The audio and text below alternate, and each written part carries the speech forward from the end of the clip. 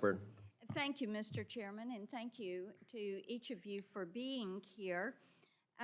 In Tennessee, we love our sports teams also. And Mr. Koenig, I want to come to you because I've, through the years, looked at the NBA's relationship with oppressive regimes around the globe.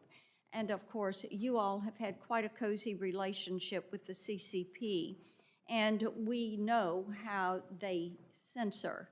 And going back to 2019 with Daryl Morey's tweet in support of the Hong Kong freedom fighters, and that resulted in the suspension of NBA broadcast on their state-run media channels. And in recent years, it appears that you all have patched that relationship up, which means there had to be some sort of deal that was there, and it must have been quite a deal. So since we're talking about broadcast rights and what they're worth, why don't you tell me what the broadcast rights in China are worth and how much NBA owners have invested in China?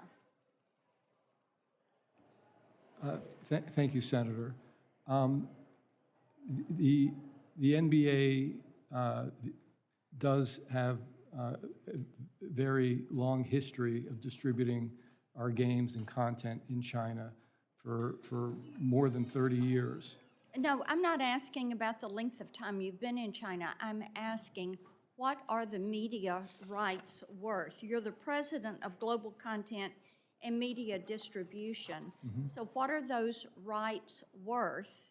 And how much have the NBA owners invested in China? The NBA does not comment publicly on the financial terms of our relationships in the U.S. or abroad. But I can comment that you are accurate that in light of the tweet that Daryl Morey made in 2019. You had to cut a deal.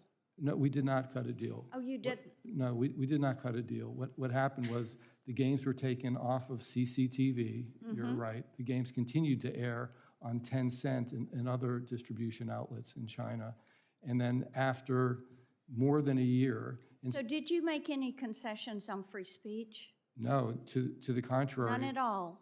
Because the estimates are that these media rights are worth hundreds of millions of dollars to you all, and that NBA team owners have invested as much as $10 billion. And I think some clarity around those numbers would be important. The other thing that we look at is human rights, and we look at how the NBA has punished players who have spoken out against human rights abusers in China. Enes Kanter Freedom, one specifically. So can you commit to me that in every deal the NBA makes around the globe that the league is upholding human rights and that the league is upholding freedom of speech, and they're upholding the American ideals of freedom? Can you make that commitment? Senator, I can certainly confirm that one of the NBA's most important values is freedom of speech. And in fact, the example you cited before of Daryl Morey, he was not disciplined or censored in any way in light of the comments that he made. And you're right, that comment may have led to the lack of coverage by CCTV and other things. But no, we very much value freedom of speech, and that's something that I can confirm, and it's something that's one of our... What about your actions in Rwanda? You're the global president. You ought to have an answer on that one. Mr. Proper, let me come to you, if you don't mind. Sure. One of the things that we are concerned about, and Senator Klobuchar touched on this, is pirated broadcasts that are available. And the predators are mighty popular in Tennessee. People love going to those games. And as we were looking at this, I think it's $28 billion in potential revenue loss that is there from pirated. So tell me what you're doing to combat the rise of these illegal sports streaming, because you know, the players aren't benefiting from that. Thank you, Senator. It's a great question, and it's something that everybody struggles with. The fact of the matter is, we have an outside service that helps us to track pirated broadcasts. We work with our broadcast partners. We have gotten orders of court that have allowed us in certain markets to stop these pirated broadcasts. But at the end of the day, many of them come from foreign jurisdictions.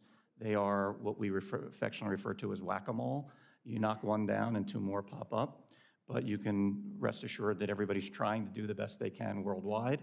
But any tools that come available to us, we will all use, because it is a definite drag on our industry.